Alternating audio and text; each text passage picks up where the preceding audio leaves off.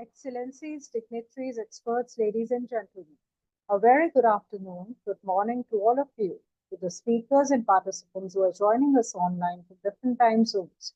I welcome you all to this high-level policy dialogue on water transversality, climate resilience, and biodiversity restoration, organized by India Water Foundation and supported by Stockholm International Water Institute and the United Nations University Institute on Comparative Regional Integration Studies. Today we are commemorating World Environment Day with the theme Inspired by Nature for Climate for Our Future, and the International Day of Biodiversity with the theme Acting Locally for Global Impact. Both these campaigns push society to transition from merely making climate commitments to taking measurable actionable steps towards both reducing atmospheric carbon and restoring natural habitats. Climate change and biodiversity loss are mutually reinforcing crises, amplifying each other. Warming temperatures destroy habitats and threaten species, while the decline of resilient ecosystems reduces the planet's natural ability to absorb carbon, accelerating further climate change. Solving both requires treating them as a single intertwined system. Climate change is an undeniable reality, and we must adapt to mitigate its impact. In the context, addressing biodiversity loss requires urgent and coordinated action through ecosystem restoration, nature-based solutions, sustainable land and water management, and strengthened conservation efforts. In this context, how do we effectively address the accelerating loss of biodiversity? What specific actions should governments, businesses, and communities prioritize? From where to access finance for these actions? And perhaps most importantly, how can we overcome policy fragmentation and foster greater integration across climate, biodiversity, water, agriculture, and development agendas to achieve more coherent and impactful outcomes? We aim to find out answers for some of these questions by the end of this high-level policy dialogue.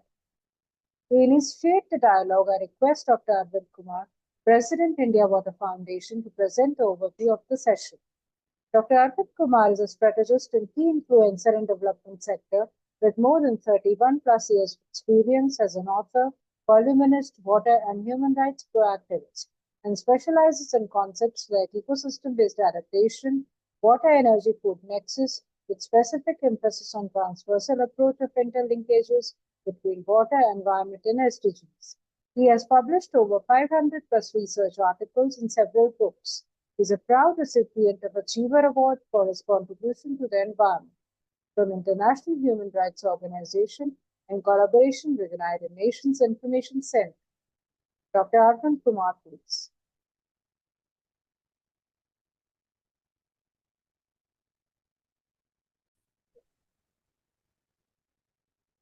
Thank you, Sita. Good afternoon, everyone. Sri Amit Ghosh, Additional Chief Secretary, Government of Uttar Pradesh. Ms. Astrid Shoemaker is the Executive Secretary of the Convention on Biological Diversity. Ms. Helena Tybel, Executive Director, Stockholm International Water Institute. Ms. Madhushri Chatterjee, Secretary of UN Water and Chief of Natural Resources and Interlinkage Branch, Division for Sustainable Goals at DISA. Dr. Satya Tripathi, Secretary General, Global Alliance for Sustainable Planet. Dr. Ravi Mohta, Governor of Water Council. Dr. Nilesh Rajadhyaksha, Country Program Manager at UN Habitat India. Dr. Nidhi Nagbatla is a sustainability scientist and system analyst at UN University. Ms. Archana Chatterjee, National Coordinator, IUCN India Office. Distinguished speakers, experts, colleagues, and friends. We are living through an era where climate change is no longer an environmental issue, biodiversity loss is no longer a conservation issue, and water is no longer merely a resource issue. The world continues to govern these crises through separate ministries, separate budgets, separate negotiations, and separate institution silos. Yet nature does not operate in compartments. Rivers do not recognize political boundaries. Ecosystems do not distinguish between climate policy and biodiversity policy. Water connects them all. The central question before us today is therefore not whether we need more climate action. The question is whether our governance system are capable of thinking in systems. For decades, global policy frameworks have attempted to address climate resilience, ecological degradation, and sustainable development through fragmented interventions. The result is visible across uh, continent. We are witnessing precedented floods alongside several droughts, collapsing ecosystem alongside expanding infrastructure and increasing climate investments without corresponding ecological recovery. The crisis is not merely one of the resources, it is a crisis of disconnected thinking. There is a precisely where the idea of transversality becomes transformative. Water is not a sector, it is a bloodstream of every system that sustains human civilization. It links forest to food security, biodiversity to livelihoods, cities to ecosystems, and local communities to global climate goals. If climate resilience is the destination, water is the pathway. Across the world, we are beginning to see example of this transition. China sponge city approach is designing urban spaces to absorb, retain, and reuse water rather than treating rain as a problem to be uh, drained away. Large-scale restoration programs such as SIWI initiative are integrating watershed management, biodiversity conservation, and community development at landscape scales. Across Europe, countries are moving from controlling rivers to restoring their ecological functions. The global conservation is gradually shifting from engineering against nature to engineering with nature. India, however, bringing a unique civilization perspective to this discourse. Long before sustainability became a global development vocabulary, Indian traditions understood the interconnectedness of water, forest, biodiversity, and human well-being. Today, this understanding is increasingly reflected in policy and innovations.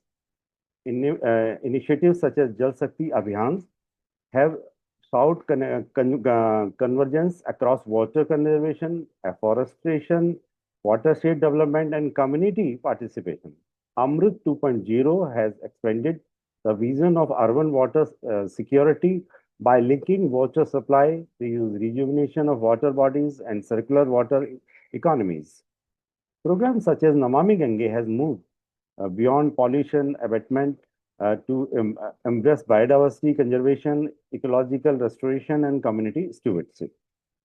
Equally significant, India's global leadership through Mission Life, which challenges the world to move beyond technology-centric climate responses and embrace behavioral transformation. This is important because climate resilience cannot be built only through infrastructure. It must also be built through culture, participation, and collective responsibility. Yet we must be honest, the future cannot be secured through isolated success stories. The scale of climate disruption demands a new governance imagination. Water ministries cannot solve water crisis alone. Biodiversity agencies cannot restore ecosystem in isolation. Climate action cannot succeed if rivers continue to degrade and landscape continue to fragment it. The future belongs to integrated thinking. This dialogue is therefore not simply another discussion on water management. It is an attempt to redefine how we understand resilience itself. It is about exploring how ecosystem restoration can strengthen water security, how biodiversity can become climate infrastructure, how local communities can become architects of adaptation, and how policy can move from fragmentation to convergence. The IPCC and IPBES and global scientific assessments have repeatedly warned that disconnected governance is accelerating ecological decline. The answer is not incremental reform, The answer is transversality. Water provides perhaps the most powerful entry point for that transformation because every climate challenge, every biodiversity challenge, and every development challenge ultimately converges around water.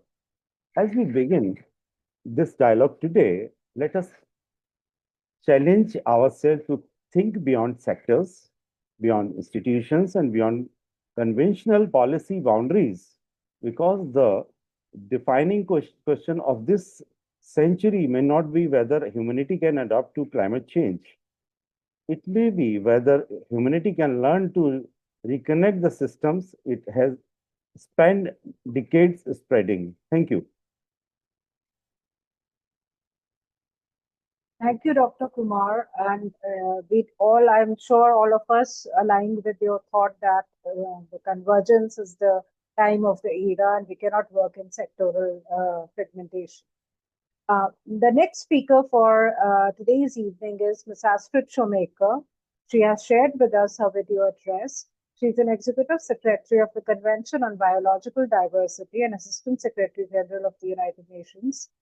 Prior to this role, she served as Director for Green Diplomacy and Multilateralism at the European Commission, where she advanced global efforts towards circular, low-emission, nature-positive economies and strengthened international environmental governance.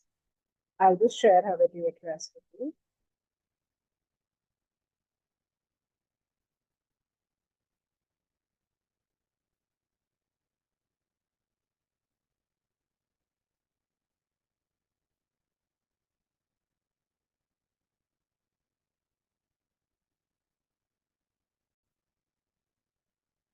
May 22nd is the International Day for Biological Diversity.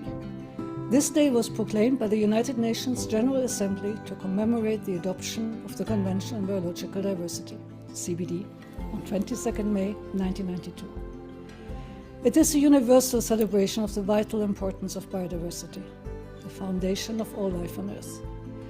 This year's theme is Acting Locally for Global Impact. We invite you to join the global celebration by taking and highlighting local actions that support the implementation of the Kunming-Montreal Global Biodiversity Framework, the KMGBF. The KMGBF, adopted by the Convention's 196 parties, is the world's blueprint to halt and reverse biodiversity loss. Its successful implementation depends on action at all levels: global, regional, local efforts, including the actions that you and your community take, wherever you are in the world. These actions can take many forms: conserving nature and protecting pollinators, enhancing soil biodiversity through community gardening, curbing the use of pesticides, making sustainable consumption choices, or promoting biodiversity education around you. The list of possible local actions is long, but every local action matters. And every action is worth celebrating, because together we can make a difference. And let me be clear, governments which adopted the KMGBF are in the driver's seat for its implementation. But governments cannot do it alone. This must also be an effort of all of us: citizens, businesses, civil society organizations. From schools to boardrooms, we need you to be part of it. To support your participation in this year's celebration of biodiversity, we have created a communication toolkit that everyone can use. You can find it on our IDB website. We invite you to join the campaign online or by organizing events around you. Your celebrations will help build momentum for the 2026 UN Biodiversity Conference that will take place in October in Armenia, with the aim of stepping up and accelerating action. Remember that the International Day for Biological Diversity is your day and everyone's day. From us at the Secretariat of the CBD, happy Biodiversity Day, everyone.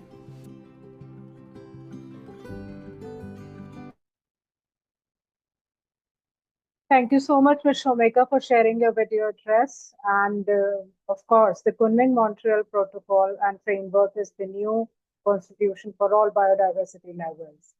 So our next speaker for today's evening is Ms. Helena Theibel.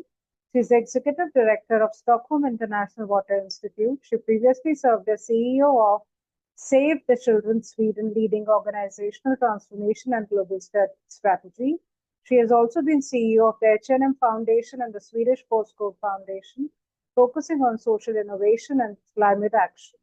Internationally, she has worked with the Swedish Red Cross and Save the Children International, contributing to humanitarian and development efforts. Her career centers on social impact, sustainability, and global development. Ms. Thaibul, please. Thank you so much, and good day, everyone, and thank you to the India Water Foundation for bringing us together for this conversation. It is truly a pleasure to join this dialogue alongside such distinguished speakers and colleagues. As you heard, my name is Helena Tibell, and I'm the Executive Director of SIWI, Stockholm International Water Institute. We are an independent non-profit organization. We are based in Stockholm, Sweden, but we work globally to strengthen water governance.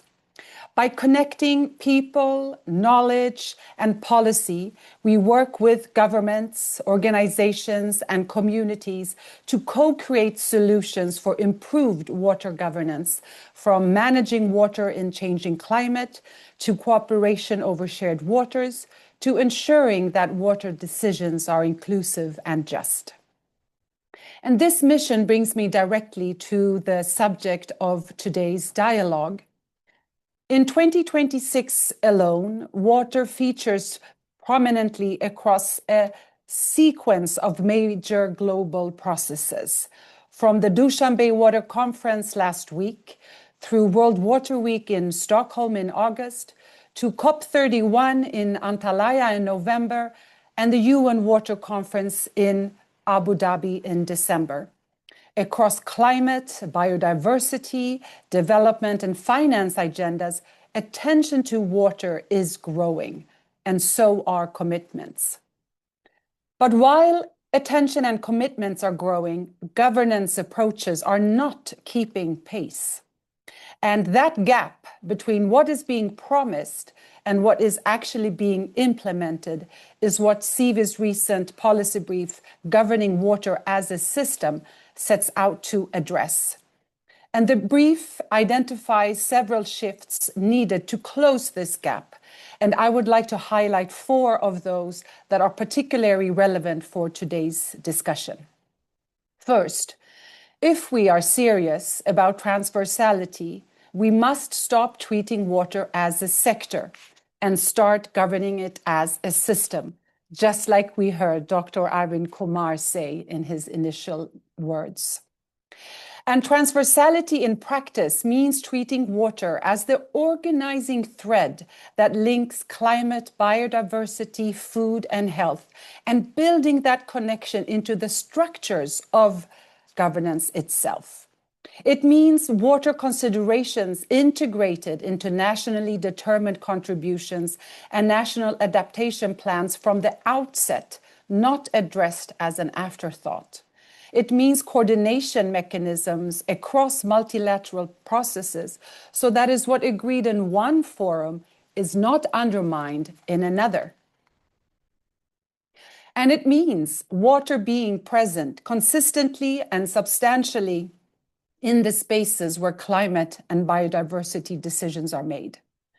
Secondly, on ecosystem-based solutions, a critical gap in current approaches is what our brief calls the limited recognition of green water. Green water is the moisture in soils, ecosystems, and the atmosphere as a central component to the hydrological cycle. Governance frameworks have traditionally focused on blue water, rivers, lakes, and aquifers. But green water plays a fundamental role in regulating rainfall, sustaining ecosystems, supporting agriculture, and enabling climate mitigation through carbon storage. So when we restore a watershed, protect a forest, or rehabilitate a wetland, we are not just conserving biodiversity, we are actually governing the water cycle. Strengthening governance of the full hydrological cycle, including both green and blue water, is therefore essential to building the long-term resilience that ecosystem-based approaches promise.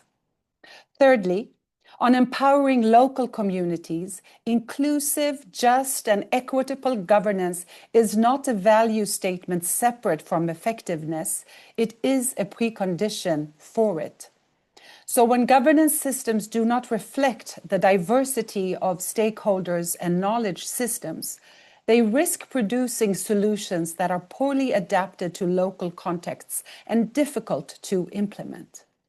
The communities managing rivers, floodplains, and groundwater are not only the implementation layer that global frameworks depend on, they hold knowledge and experience that are essential for understanding local conditions and sustaining ecosystems.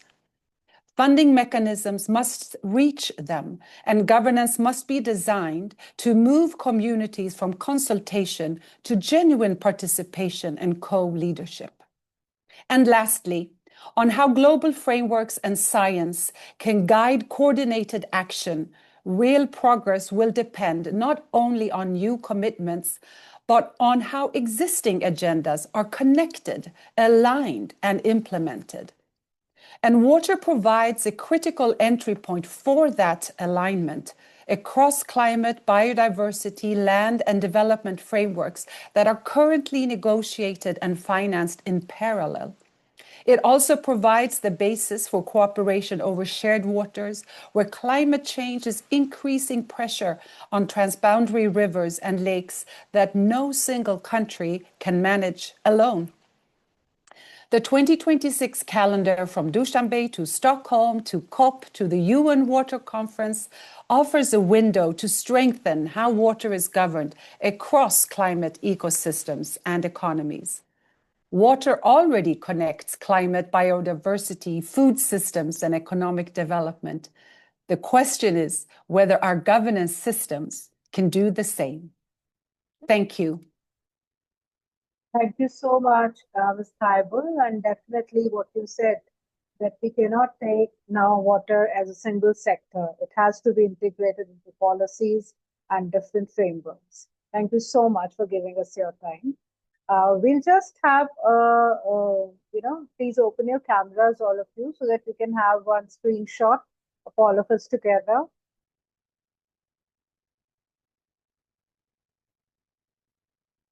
Archana ji, Miss Archana Chatterjee, are you there? So just open your camera. Yeah, I'm there. Yeah. Yes. Okay.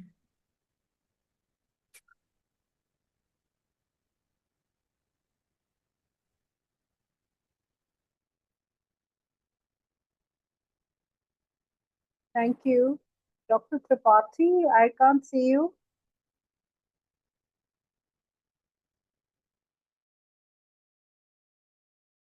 Well, anyway, my next speaker for today was supposed to be Dr. Tripathi, but maybe he's got some network issue. He'll join a little later. Let us invite Amit ji. Amit ji, I've already invited Amit ji. Amit ji has not joined. I'm waiting for him to join. I'm waiting for him to join. He hasn't joined as of now. Call him, he joined. Mr. Amit Ghosh, are you there, sir? Mr. Ghosh? He's not there.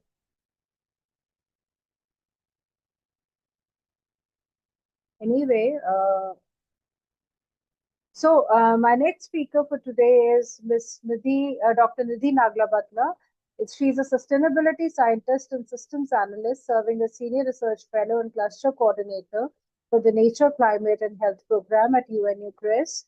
With over 21 years of international experience, she has led interdisciplinary projects across Asia, Africa, Europe, and the Americas in collaboration with organizations including the FAO, IUCN, IMI, and the United Nations University. Ms. Nidhi, please. The floor is yours. Thank you, Shweta, for the kind introduction. Good morning, afternoon, evening to all our participants joining us from different parts of the world. And good to see our water champions on the screen giving this collective message of water as a transversal element across sectors, scales, and systems. Having said that, I will primarily share some insights from our work at United Nations University. We work across 3 domains, and water is also a central pillar of our commitment to the UN Sustainable Development Goals, but also to UN Water and other multilateral commitments, environmental governance agendas that UN is steering. Having said that, I will first of all, maybe start with the Millennium Development Goals, where water was more or less embedded as a target or a goal, and it found a place holding in Sustainable Development Goal, SDG 6, which has become very instrumental in steering, refining, reforming water policies, plans, and also this thinking of looking beyond demand and supply. So water management has suddenly taken a little bit of, I would say, an upgrade to water security. Let's look long term. So I think that is point one I wanted to stress. And that SDG 6 was certainly not enough. We also had parallel commitments steered by the UN in terms of the first UN water decade from 2005 to 2015 that led to a collective agreement on the water security global conceptual framework.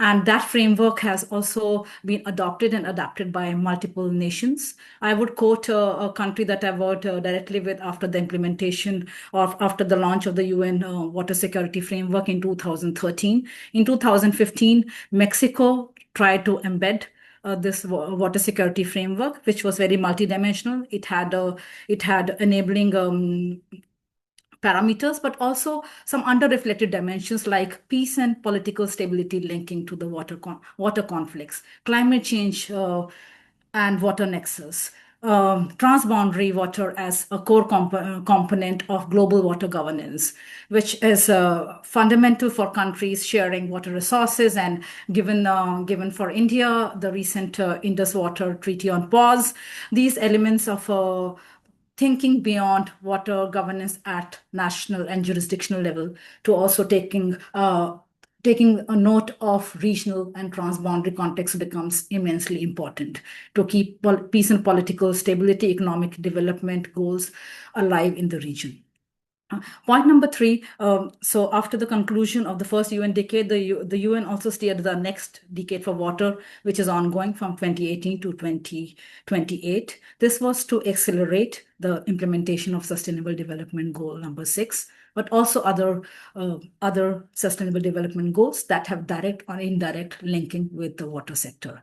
This could be production and consumption, or urban and city management. This could also be refining and reforming institutions through partnership or global collaboration covered by 16 and 17.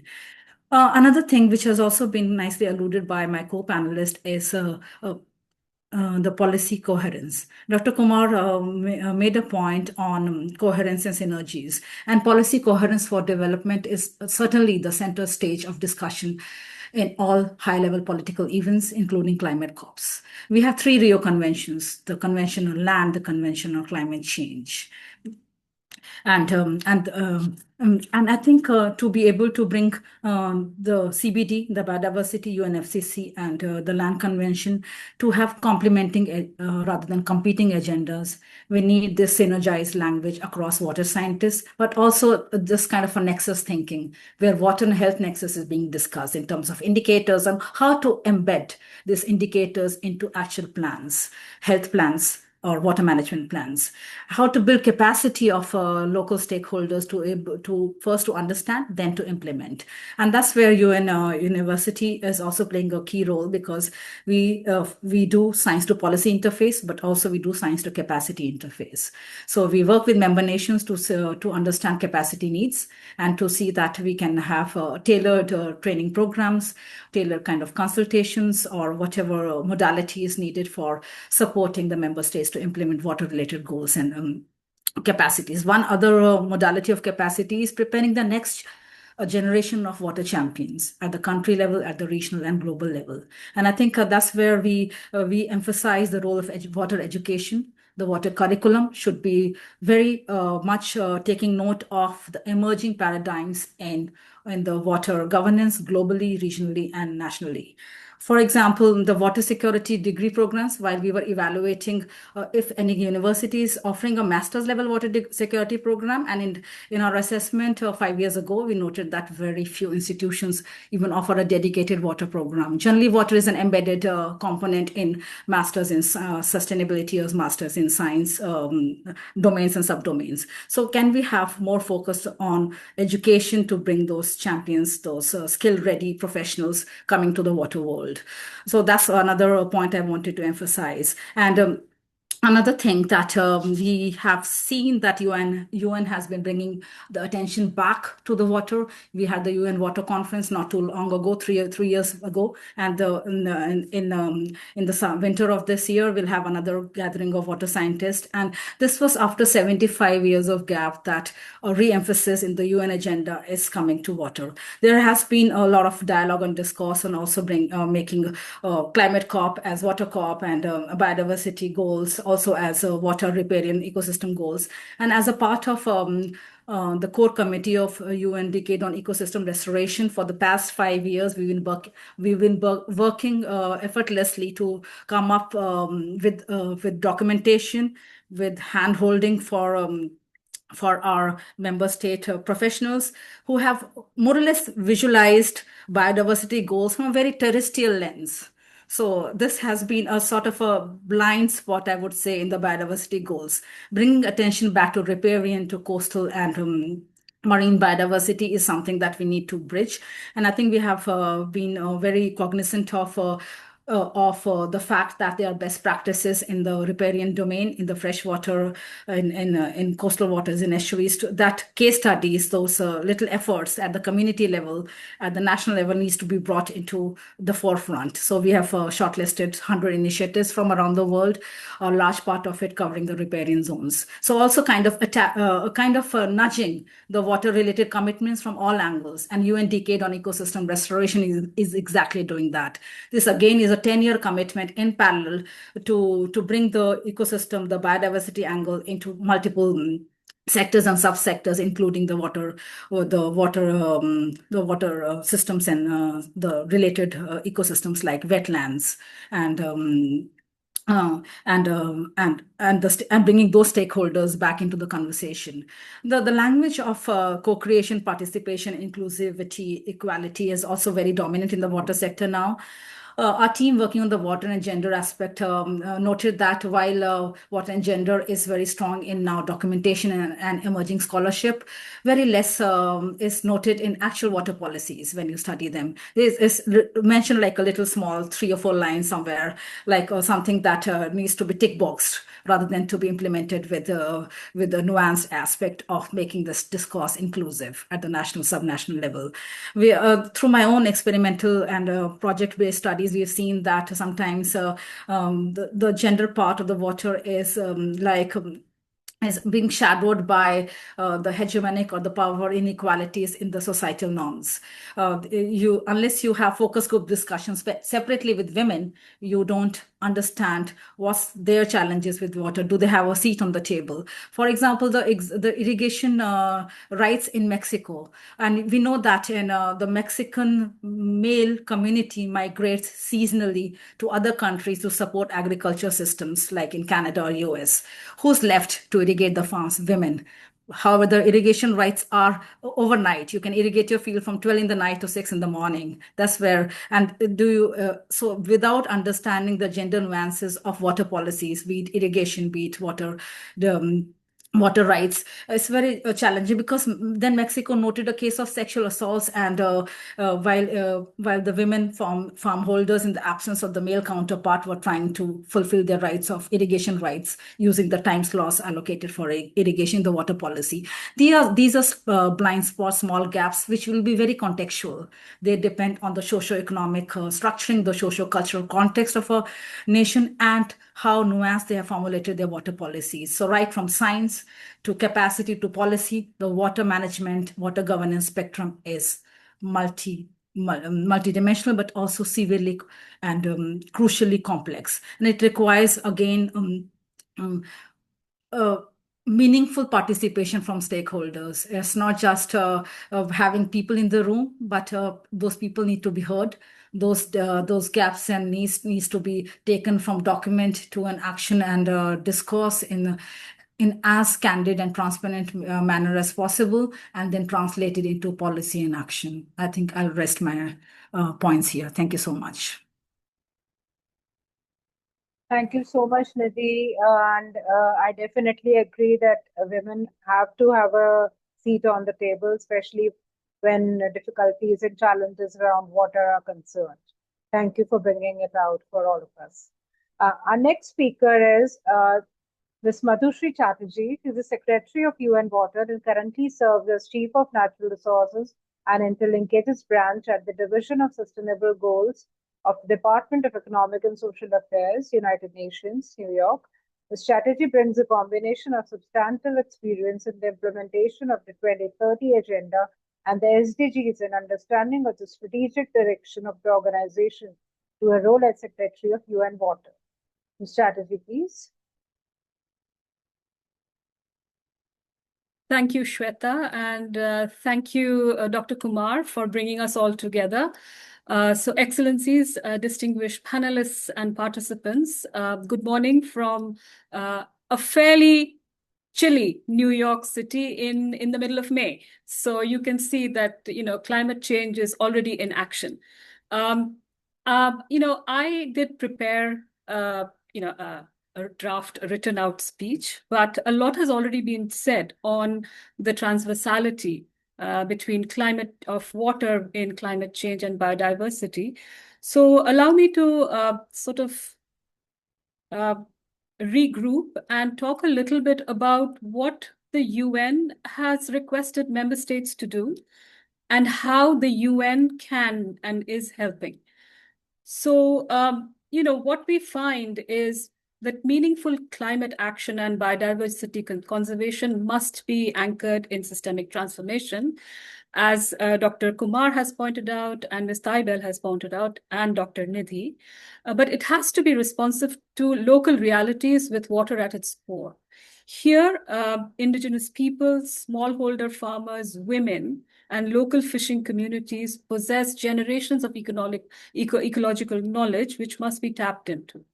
Now, the transformation of the systems that underpin our economies and shape our relationship with climate is inseparable from the empowerment of these communities to act locally in the service of global impact.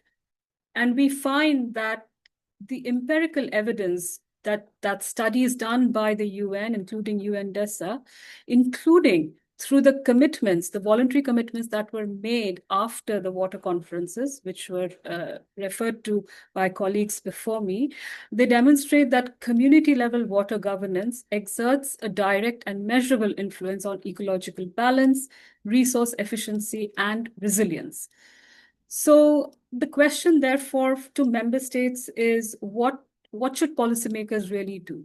And many speakers before me have already said that national adaptation plans, national biodiversity strategies, and sustainable development frameworks may be aligned around the shared water indicators, as Dr. Nidhi also pointed out. For instance, the Kunming-Montreal Global Biodiversity Framework, the Paris Agreement, as well as the 2030 Agenda for Sustainable Development, they can serve as complementary blueprints for action and not necessarily competing ones.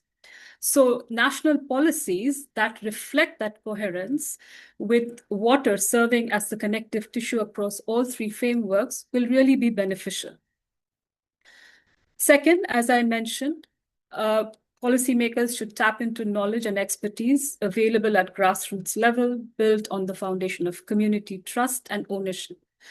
Decentralized water management frameworks, including gender-responsive water allocation policies, as mentioned by Dr. Nidhi, and locally administered capital adaptation funds can offer viable solutions when they are appropriately adapted to the realities at the ground level. And these local interventions can then be scaled into global solutions when these interventions are designed, owned, and sustained by populations whose survival depends on them. So more of a bottom-up approach feeding into the national and then the regional and global levels, if you will. Third, we are acutely aware that the financing gap must be addressed with urgency. From a UN perspective, there are green climate funds, global environmental facilities, and there are also emerging mechanisms as the loss and damage funds. And these funds should be prioritized nature-based solutions.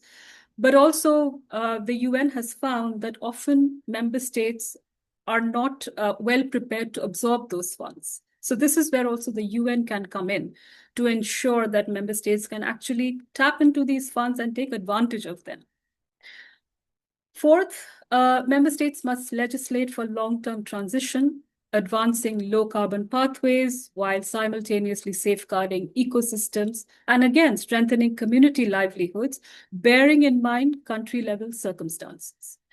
And finally, as Dr. Nidhi pointed out, water literacy, water education is imperative.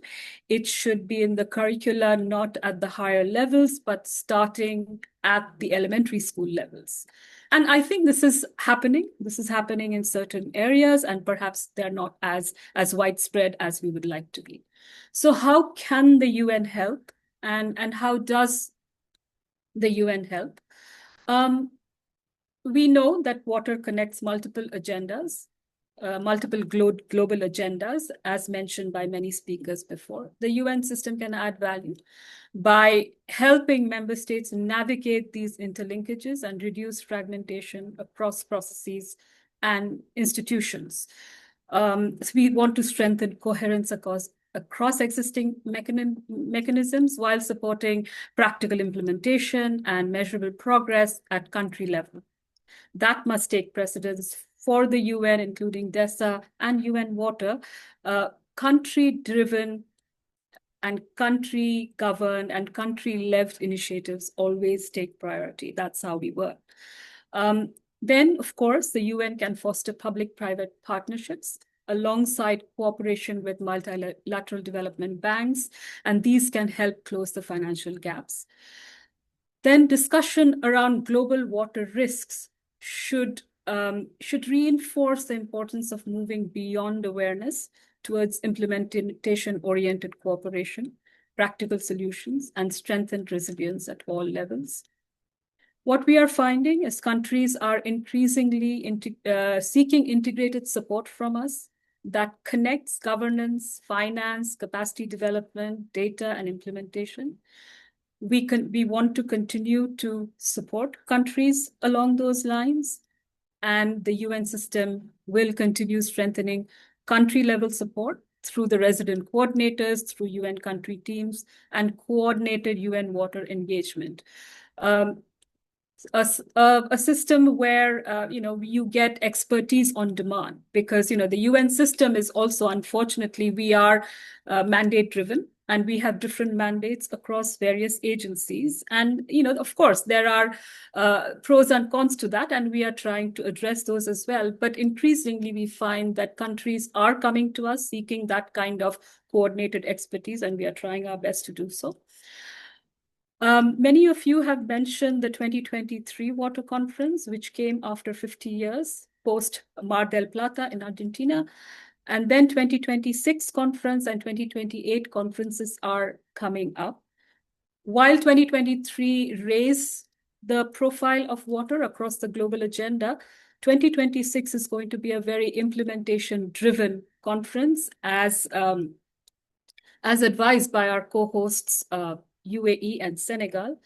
And then, of course, the 2028 conference will see the culmination of the current water action decade. So we want to bring stronger links with SDG implementation processes. And both 2023 and 2026 conferences have recognized this transversality of water as reflected in the discussions held in 2023 and also in the Dushanbe conference that just happened last week, where this water for planet, water for prosperity, water for people, these are the discussions that are going to drive the agenda moving forward toward 2028 and 2030. Now, we feel that the conferences should not, of course, serve only as political milestones, but also as platforms for accelerating practical implementation, fostering partnerships and country support. And here, UN system, including DESA and UN Water, can play an important role in supporting continuity across these conference cycles through technical expertise, coordination support, monitoring of progress, and facilitation of intergovernmental dialogue. And this is where DESA comes in. We support intergovernmental processes. We engage with member states to contribute to these intergovernmental processes and align with them, and also bring in their concerns to these intergovernmental processes.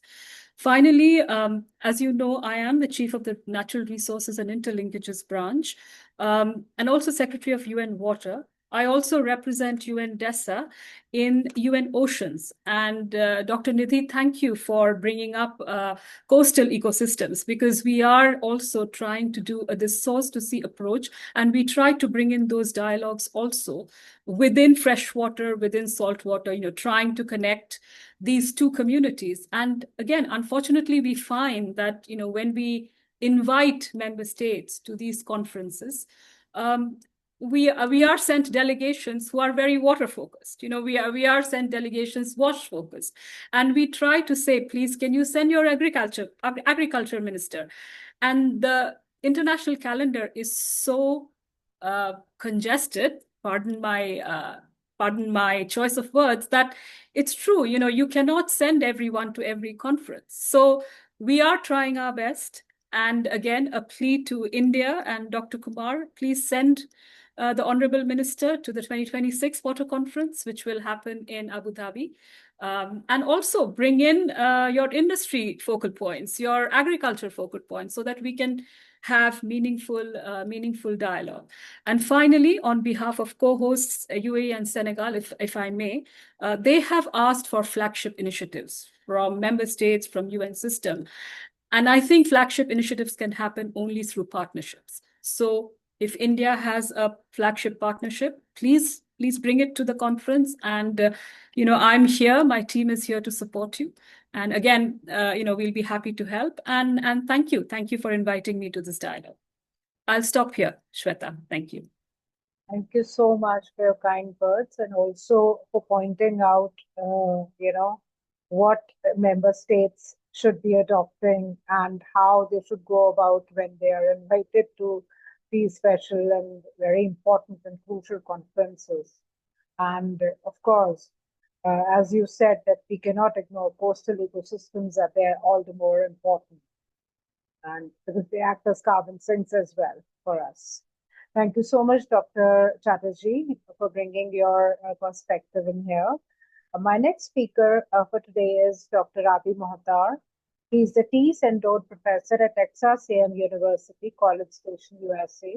He's the founding director of Qatar Environment and Energy Research Institute, a member of Qatar Foundation Research and Development, and the founding director of Strategic Projects at Qatar Foundation. He was also the inaugural director of the Global Engineering Programs at Purdue University, Indiana, USA. Professor Mohtar, please. Good morning here in Texas. Thank you, Dr. Taghi, for the kind introduction. Thank you, Dr. Kumar, for the kind invitation to be part of this distinguished dialogue. Dr. Kumar has really painted a comprehensive overview of an introduction, which makes our life easy just to dig directly into the nexus of the water, energy, food, health, education. But I'd like to stop in two different stops before my intervention. And I wish Dr.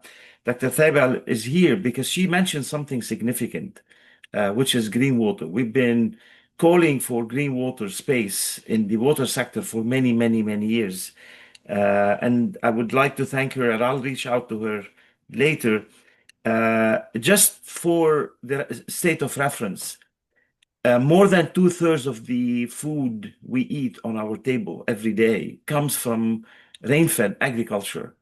And that is due to the non-irrigated agriculture. This is sustainable because it doesn't require energy, it does not require additional irrigation. So that is significant. And yet we ignore that space because we don't see it. And as a reference also, as a soil physicist, as a hydrologist myself, I could acknowledge that there is no unique definition of green water as we know. We still argue about, does it include drainage? Does it include evapotranspiration? Does it include, we have 5 different definitions in the soil physics community to green water.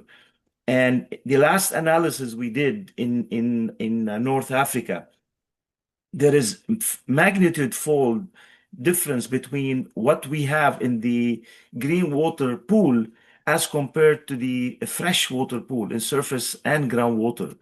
Much more as a bigger pool in the water. And then yet we don't know how to quantify it. We don't account for it, and we don't properly manage it. And I think we need to have a revisit on how do we manage our resources, especially with the food security link and the energy link to water resources. I think this is at the core of the nexus. And that brings me to a core element that's also ignored in many of our discussions, especially when it comes to biodiversity, and that is soil.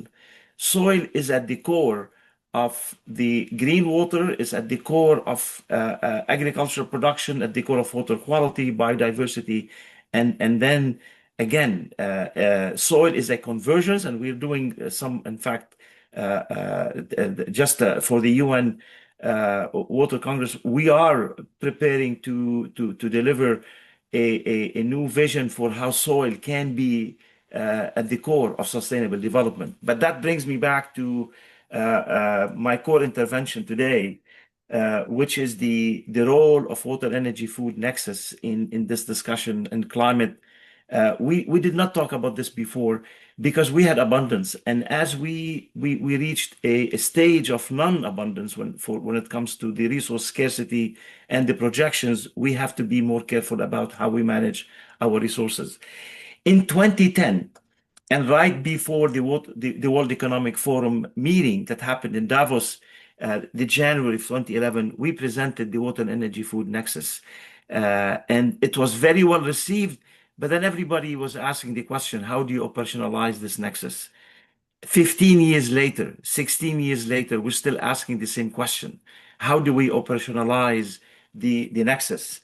And the same discussion I see being repeated again and again in multiple dialogues. And how do we move from the concept into the operation? Now, I'd like to very briefly walk you through what happened since 2010, since that first presentation of the nexus happened. We had models and tools, trade-off analysis tools. We've got tens of and probably hundreds of publications and case studies on how do you actually take that nexus into the real world. And those applications is not limited to the water sector, has been in the energy sector, has been in the food, in biodiversity at multiple scales. So the question remains, why there is no appetite for large-scale implementation and adoption, and why are we still talking about how do we operationalize the nexus? So I'd like to share very few thoughts. Maybe it triggers some of the discussion that bottleneck in terms of now the nexus concept is complex. So the first point that I'd like to share with you is how do we simplify the message, and especially for decision makers, something that can be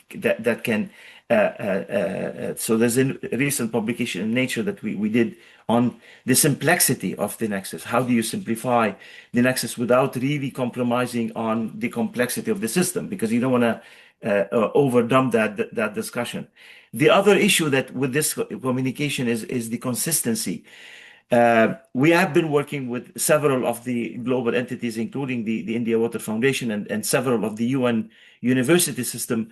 How do you really consistently define the nexus so that there is some commonality across the domain? Because everybody defines it at the moment in a way that's convenient. So I think that's simplifying the message, and the definition is very, very critical.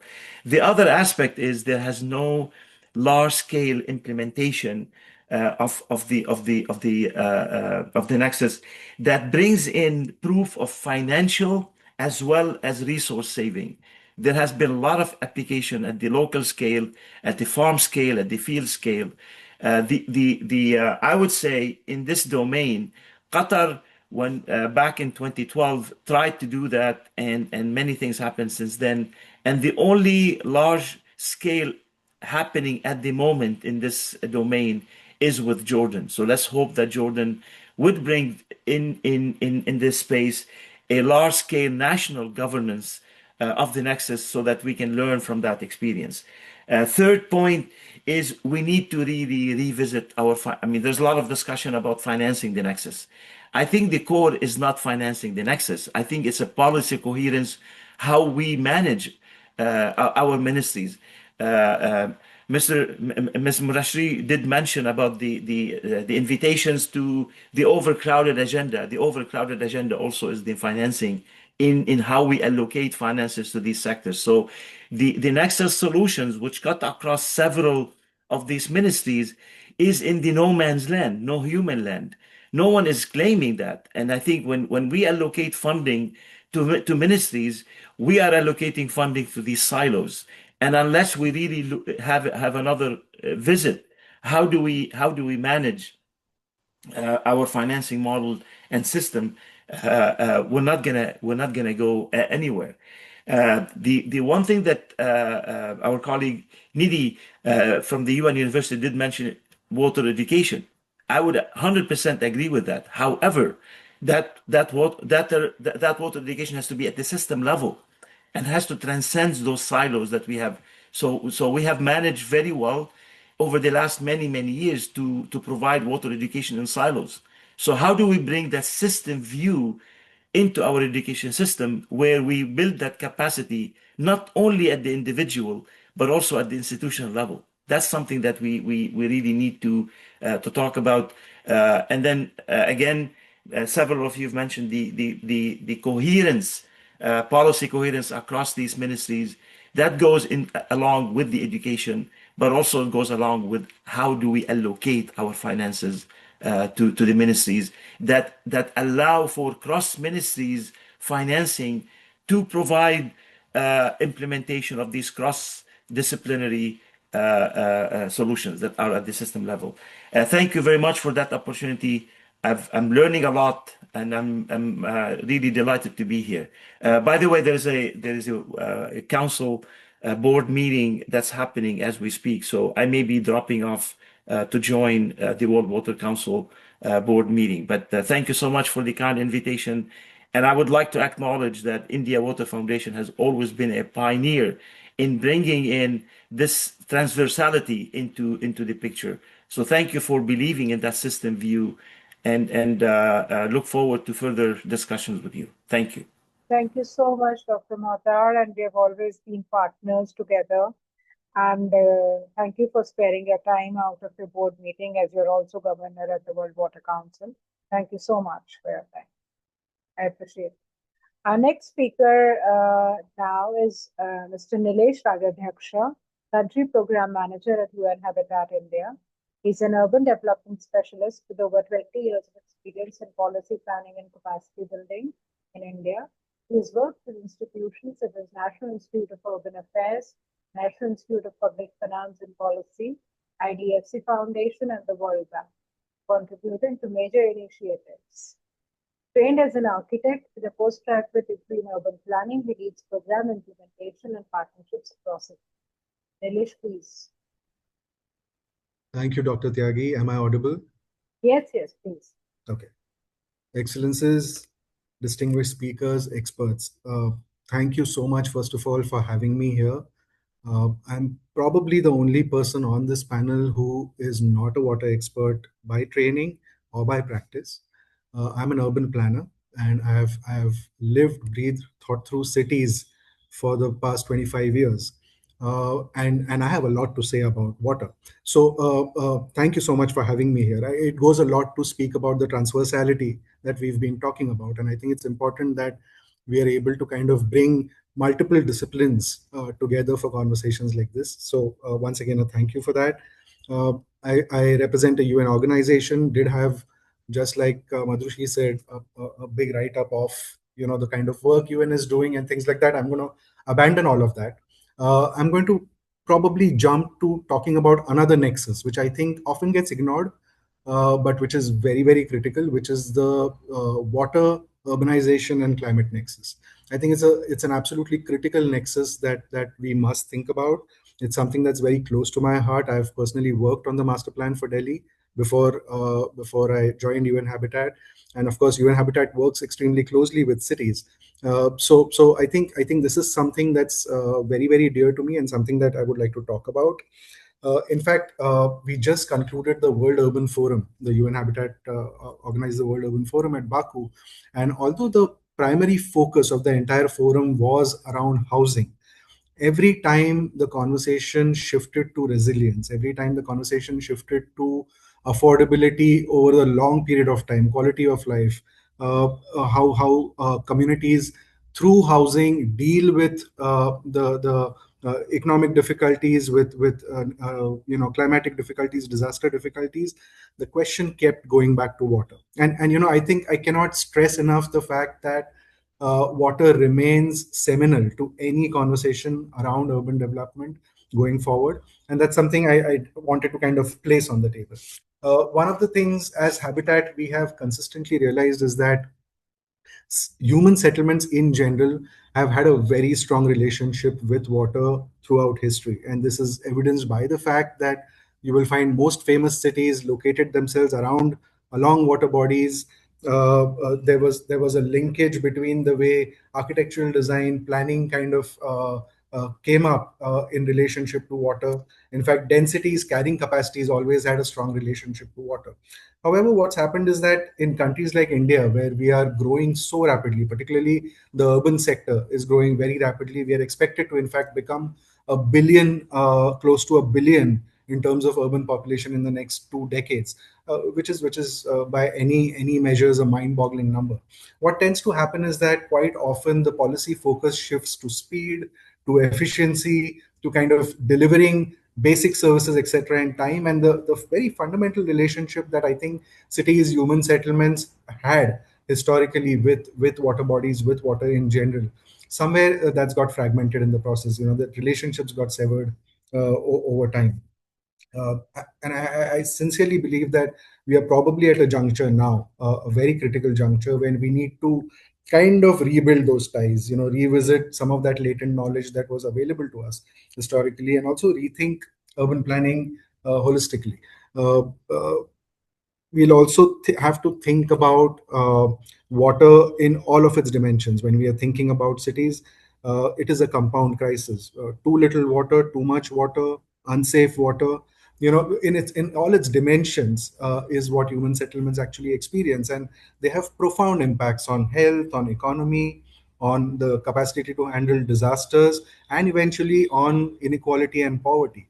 We know, for example, that the food crisis, which is going to come out of as a result of the ongoing global war crisis, will push a number of people in India back to severe poverty. And we know for a fact that water is going to be one of the major crises which will impact food production going forward, and will therefore have a very strong impact on inequality and urban poverty, and poverty in general, going forward. So want to just take this opportunity to talk about 4 areas where UN Habitat is really attempting to push to think about water as very, very fundamental to the way we think about cities. And I just want to leave you with these 4 places where UN Habitat is really kind of focusing and working hard. The first is that cities have classically planned for water. What I mean by that is you would have planners, and I'm a planner, so I'm a culprit too. I'm party to this crime. But the typical method is that you derive through an estimate the extent to which the population will grow, and your only relationship as a planner to water was how much is therefore the new water that you're going to need for various purposes, and how much would you have to process in terms of the sewage that will get collected. That was literally the only relationship to water that existed. I think it's fundamental that we recognize that water must shape almost every planning decision in cities. And so rather than master plans kind of discussing water as one of the services, and I think Sir pointed that out right at the outset in his introductory speech, that rather than looking at water simply as a service to citizens in cities, you'll have to think of it as a element of the fundamental DNA of planning. So land use decisions, the way the building bylaws of a city get structured, the choice of the infrastructure we use. For example, nature-based solutions versus hardline gray infrastructure, things like that. Relationship with water bodies that we establish through planning will increasingly determine the way our cities are able to handle water crises in many ways. So this whole fundamental shift of thinking about water as a service to water responsive cities fundamentally is a shift that we must advocate going forward. I think it's a very, very important one. The second point that I want to make is just the recognition of blue-green infrastructure as a critical infrastructure within the entire infrastructure conversation. What typically happens is, and again, I'm coming at this from the perspective of somebody who's worked on a master plan, it's always seen as incidental to a city, that there are 3 parks, 2 urban forests, 1 river flowing through it, never thought of as one large comprehensive green-blue infrastructure that supports the city in many ways. Now, unless we are able to shift that focus, even in the minds of policymakers, in the minds of people who are planning cities, we're not going to make much headway in terms of actual impact on the ground.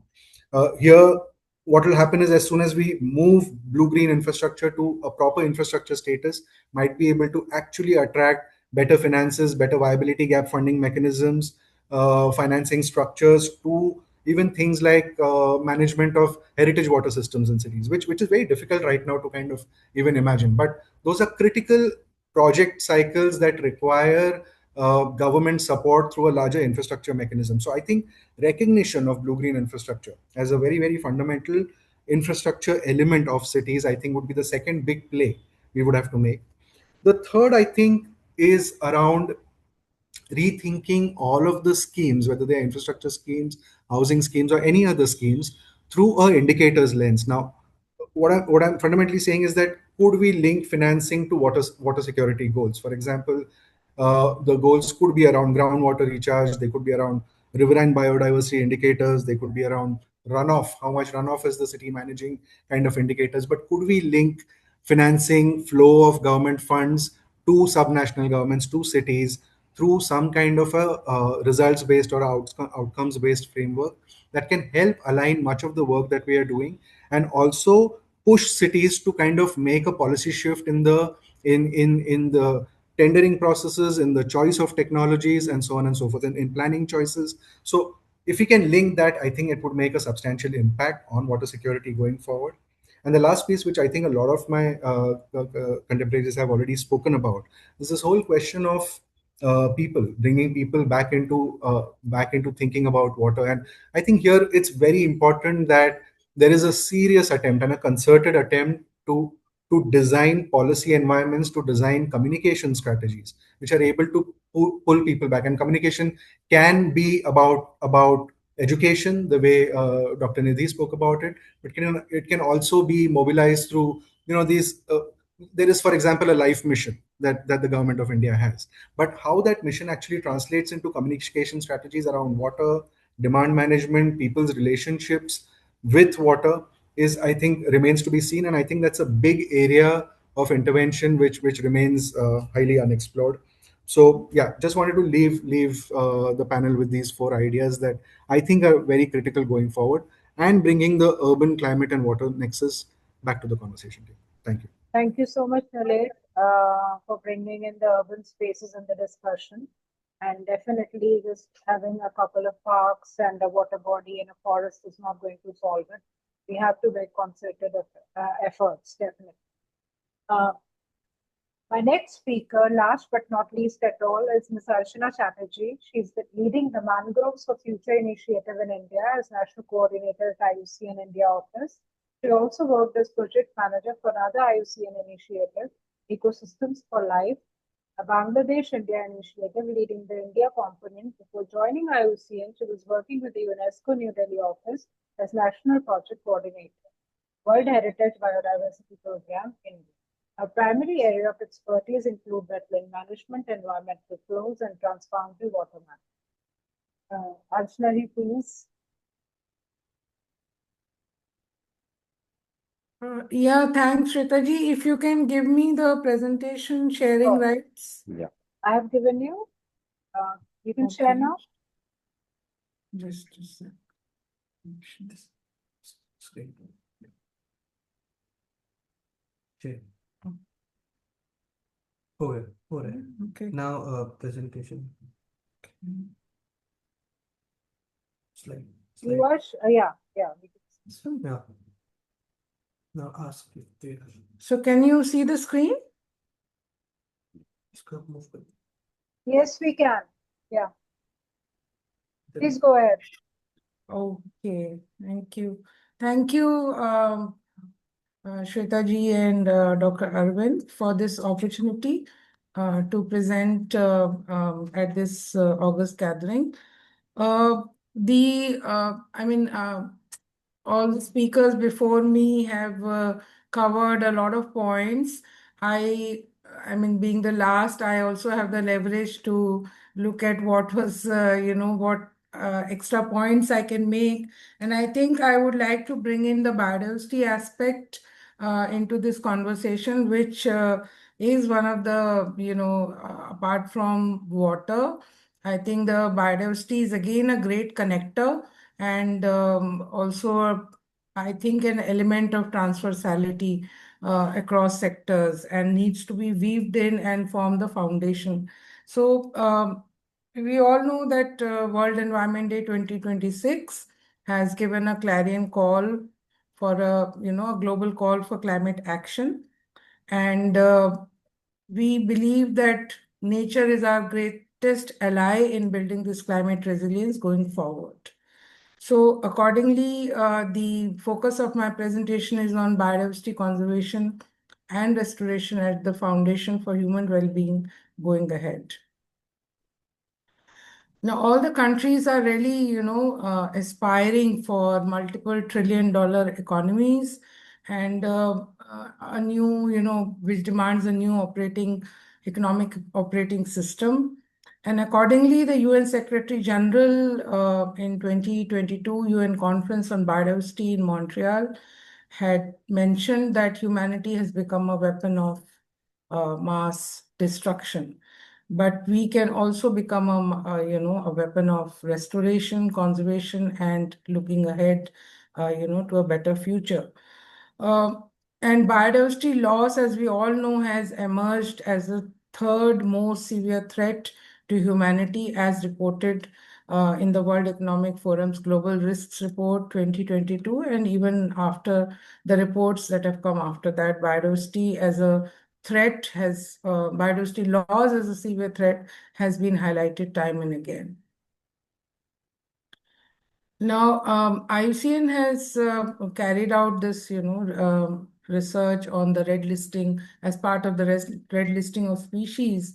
And our research says that human activity for food production, infrastructure, energy, and mining accounts for almost 79% of the impact on threatened species, which is, huge, including their habitats and the corridors or, the migratory flyways, pathways, etc.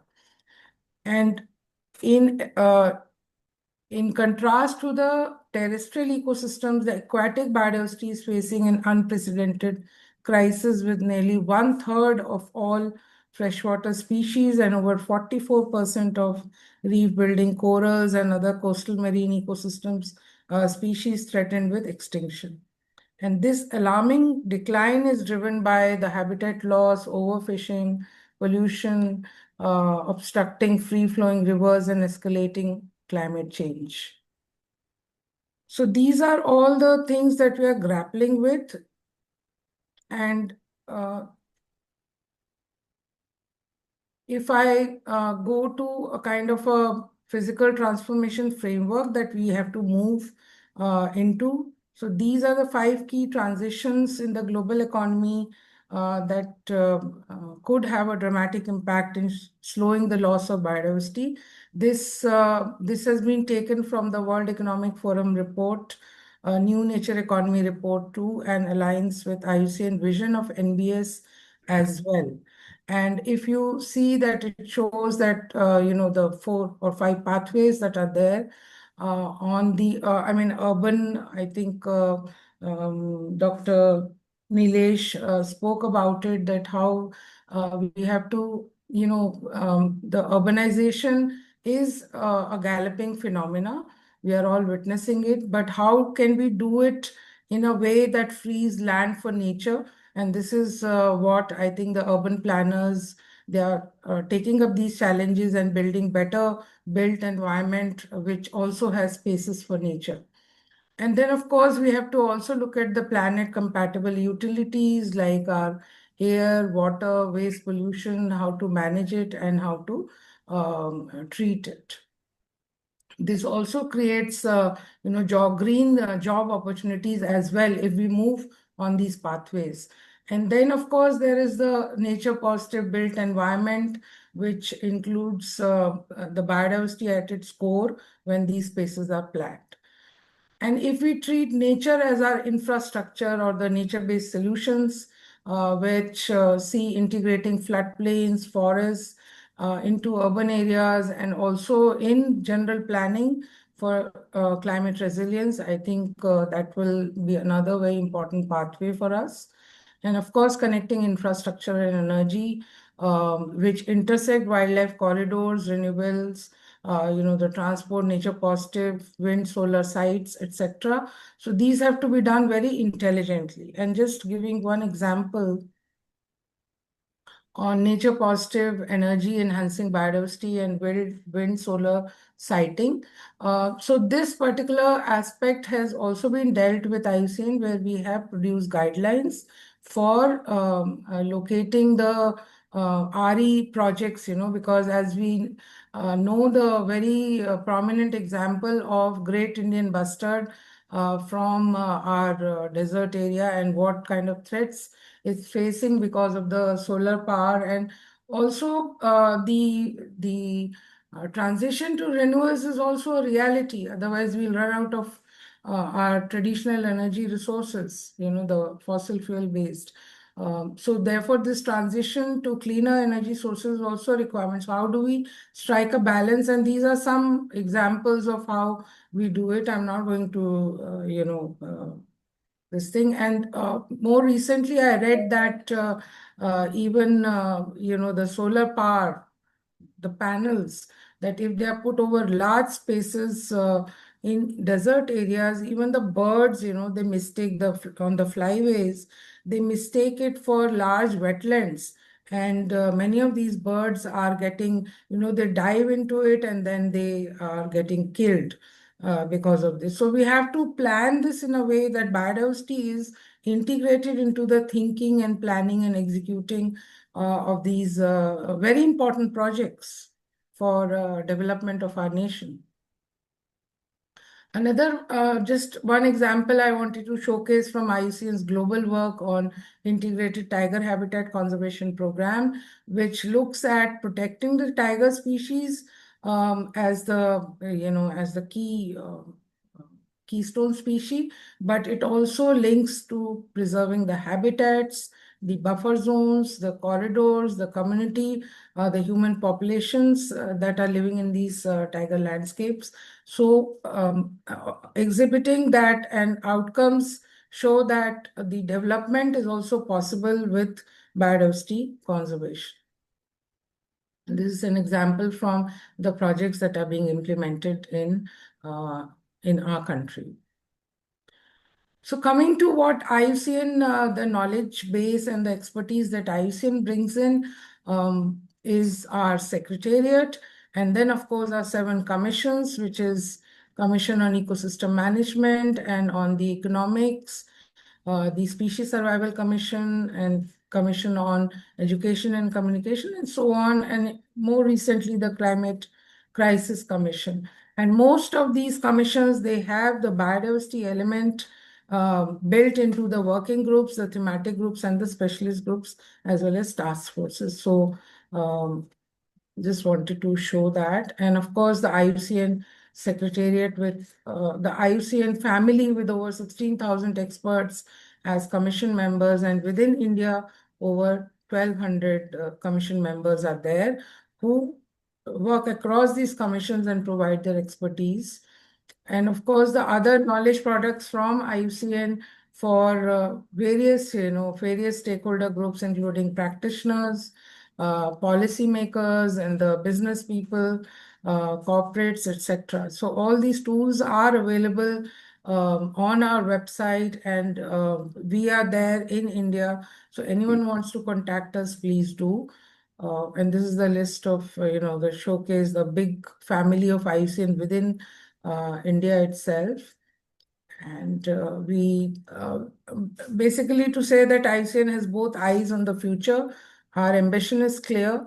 We build on 75 years of experience, but we are focused on a new era of conservation for the next 25 years as well.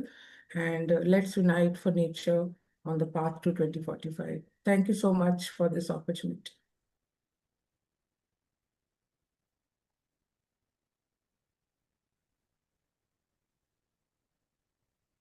Ma'am, you're on mute.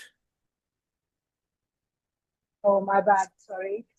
Thank you so much, Aishwarji, for apprising us all of the wonderful work that our IUCN is doing in India and abroad, and for bringing in the fauna part of the biodiversity for us to refresh our systems by, telling us about the wonderful work that is being done in that sector as well. So after listening to all the speakers, I can just sum up and say that addressing the dual challenges, climate change and biodiversity loss, necessitates innovative financial mechanisms, advanced technological development, and enhanced collaboration among diverse stakeholders. Therefore, effective solutions must be pursued through concerted efforts at both global and national levels. Moving forward, policymakers must prioritize investments in R&D for revolutionary energy technologies and foster international cooperation to overcome financial barriers. The mobilization of funds for conservation action is a major factor that can tip the balance in the right direction. Challenge, however, is that financing is still a major issue that will require a fourfold increase by 2050, as we all know. That is 133 billion USD annually based on 2025, but needs to be at least 536 billion USD annually by 2050. That is what is being said. Moreover, promoting renewable energy projects and incentivizing investor participation are critical steps towards achieving decarbonization goals, systemic interdependencies, and navigating the planetary crisis requires inclusive governance and research processes. Bringing gender to the table, creating curricula which is environment and water, part of it, adopting regenerative agriculture, as it is the biggest driver of biodiversity loss. But we have to feed the population as well. Challenges at hand are embedded in diverse cultural, ecological, and socio-economic contexts, each with different knowledge system and priorities. Ultimately, Water Transversality provides a practical framework for moving beyond fragmented sectoral approaches towards integrated solutions that enhance ecosystem health, strengthen climate resilience, safeguarding biodiversity, and support sustainable and inclusive development. In an era of increasing environmental uncertainty, it must be recognized not only as a resource to be managed, but as a strategic connector that can drive transformative action across the climate biodiversity development nexus that reflects the realities of a violent crisis. I take this opportunity to thank all of my speakers, and especially Stockholm International Water Institute and UNU-CRIS for supporting this event. Thank you so much, all of you. Looking forward to welcoming you all in the next session. Thank you so much. Bye-bye. Have a great day ahead, all of you. Thank you. Thank you so much. Bye-bye. Bye. Thank you. Thank you. Bye-bye. Thank you.